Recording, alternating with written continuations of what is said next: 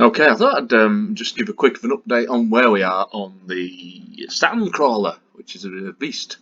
So I'll take you through the sections. I've done the engine. So the engine is actually 31 parts. There's a lot of parts in this.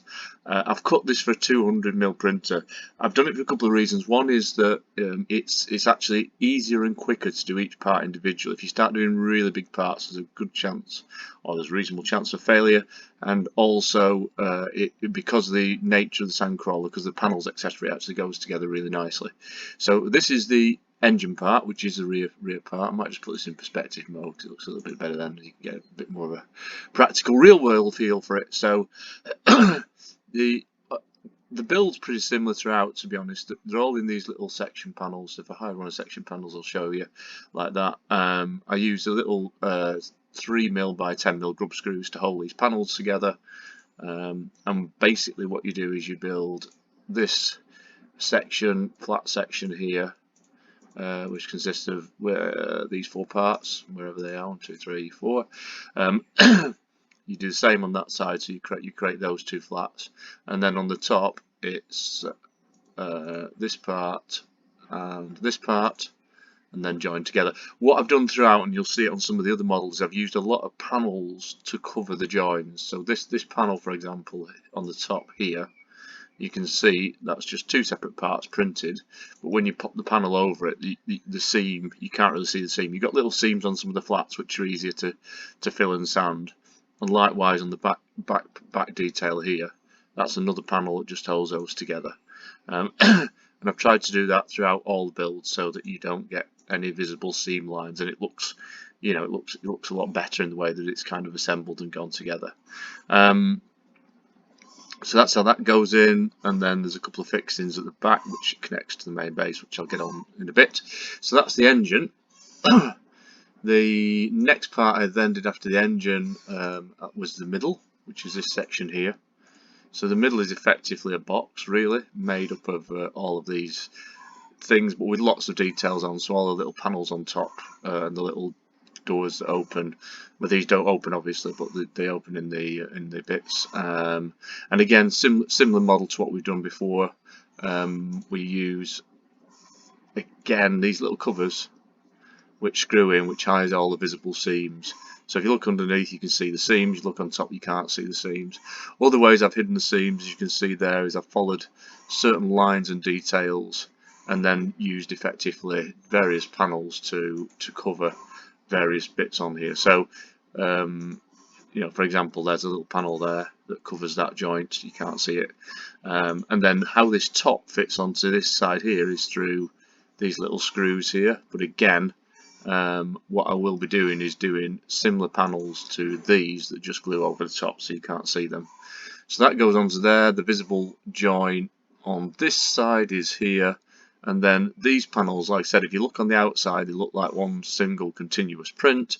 You look on the inside, you can see how they're cut. The way that works, which again, so if you kind of look at some of these panels that are on there, if I remove that panel, for example, what it does is it covers that seam. So if I start to remove some of the panels that I've actually created, and I'll just hide the panels, there you go. So you can see what we do is we print the base frame, and then we literally screw these odd shaped panels into the frame. What it does is it hides all the seams, so it means you can print happily on the smaller printers. You can get it all up and running and working, and it connects okay. And similar with the connection between the panels, there's these little covers that cover the panels. I've not published some of the covers at the moment because I'm just trying to get the whole frame up and running and designed. So that's your main frame. Size wise, what are we now? Let's have a quick look at that. The printer starting up in the background. Yes, it's 400mm across there. So it's a big. You've seen the pictures anyway. So it's a big old build. I've also put some little screws on the inside so I can screw details over some of these inserts here. So these may be little internal shots. You can put light in. We can do all sorts of things on there. It just gives us some flexibility as we start to design. This is what I tend to design enough to be able to start to print it practically want to have a look at it and then start to think ahead around, okay, how am I going to attach this to the base? Okay, so what I'll do, I'll put some holes at the bottom so I can start to screw it to the base when I come through to the base. Sometimes it doesn't work out, but most of the times it does. So that's the middle, just a box. Then we move on to the neck. So the neck's quite a nice little design. I love it. I love the Sandcrawler. It's fantastic. So you can see on the neck you've got this little insert here with lots and lots and lots of sort of detail. Again, it's all printed in panels and connected with the visible joins being hidden by these little panels like we did before. So so you can't see the joins. You just pop them in. And then we use a lot of the grub screws. I would recommend that you glue it all together. So the idea is, the one that I've got at the moment is literally just screwed. I've not glued very much. I've glued the engine part because you need to do, but the rest of it is just bolted together. But when you build this, I would recommend you screw it all together. You screw and glue it all together, and you get an incredibly solid structure. I can happily sit on this on the middle piece as a seat. It is actually very, very, very strong, which is worrying actually, because you could motorise the seat if you wanted to, which no doubt we'll get round to doing that. Looking at how we can carry people around on this thing, but hey ho, we'll see.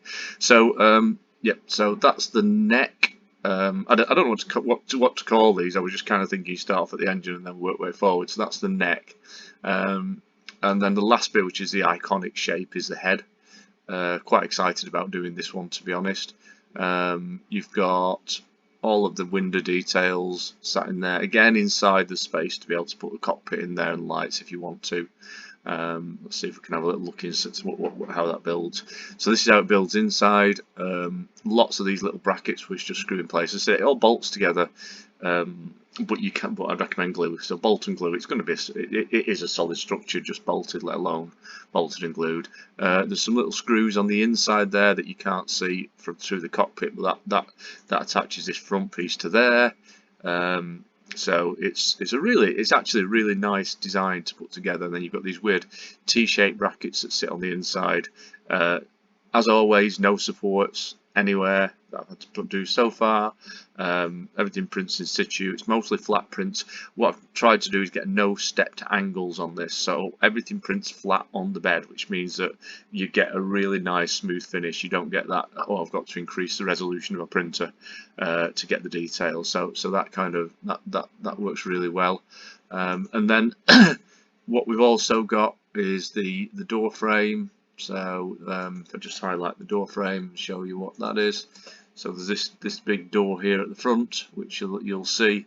This is actually separate. So the plan is that this would actually oh well, not the plan is. What's going to happen is this will actually, if I can get a pivot point somewhere just to quickly show you. Where should we put the pivot point? Let's put the pivot point there. There we go. Yeah, it's not exactly right, but anyway, just to give you an idea. Yeah, so the plan is that will open. The door will open. Obviously, it will take all those panels with it, and then you'll be able to roll out. I think certainly be able to roll out the mini Sandcrawler, and the baby Astromech will fit in there. The challenge you've got actually is that it goes up to a fairly narrow point at the top, so anything that rolls out has to fit in there sort of fairly comfortably. But I'm sure we'll get some certainly the baby Sandcrawler rolling out on there. My plan around that is I'm going to start as I'm going to probably use two big. I think I've sketched them somewhere if I can find them. There's one there. I'm going to use these gears. Yeah, there we go. So what I'll do is I'll put a racked gear on there so that that's what opens the door and closes the door. Then it still gives you lots of width to drive out, and it's not too obvious. On the movies, there's I think there's a sort of a hydraulic pipe which pushes this open, but it attaches about here. It would narrow the opening. So what I'll try and do is get these hinges and work out if I can get gear rolling at the right place so that we can open and close that without it taking too much space away. And that's pretty much where we're at the moment. There is literally hundreds of files in there. If I just have a quick look on the folder, I'll tell you what we're up to at the moment. Let's have a look, properties. Yeah, so we're at 129, so there's about 130 parts to this so far. What I'm working on at the moment is a base. So the way that the base will work is, again, this thing is all in panels, similar to what you've seen before with screws. I've literally just sketched this up at the moment, and then what I'm doing is I'm putting these cross braces across. So what you'll have here is there'll be 1, 2, 3, 4 cross braces, if you include this back plate, and all panelled up, and then what that will give me then is, I don't know if you can see, but the cross bases don't go to the level of this base, they go 10mm off. So I can put a 10mm plate underneath that, which will be what we attach the drive system to. And then what I've done is I've left big holes here and here, which is where the center point of the wheels will come through. So that's to allow me things like cables. I can run cables up through there, and what I can also do is potentially then run look at how I'm going to do the steering mechanism, because that's another thing. So I've not designed the tracks yet. What I may do is release static tracks in the first instance, just so I can get the model finished and get a sense of what it's like, and then start to work on the drive system. I do want the drive system to be as accurate as the one in the to be accurate to the movie tracks. I could just put the ones that we've got for the little speeders on the bottom of it, but I don't think I'll be doing it full justice to do that. So yeah, so these, I think I've dropped this is now in the folder to print, and then you can mirror it to print the other side, which I'll be doing shortly. And then what I've got to do then is cut and design these bits in between. These are just placeholders to work out where I make the connections. Once these are cut and designed and in place, what I'll do is I'll put some holes on the bottom as well, so that lets us bolt a base into there. And then effectively the main model itself is done. There's some more detail I think you probably know from the movie to add on to this, if I can find the right piece. Is it not Sandcrawler baby? There it is. There we go. So yeah, there's a little door in the middle. So when you see them come out, this is where the main zoom in film bit's done, and then there's a drive system that goes right back to there with the tracks either side of it. I'm not doing 2 separate tracks per side. I'll probably do something jointed that looks like it's 2 separate tracks rather than doing the whole thing, because that's a lot of mechanism otherwise, and it's probably overkill. And then I've got to do something around here, which is the hinge that opens that door. But yeah, so, and that's pretty much where it is. It's a beast of a thing.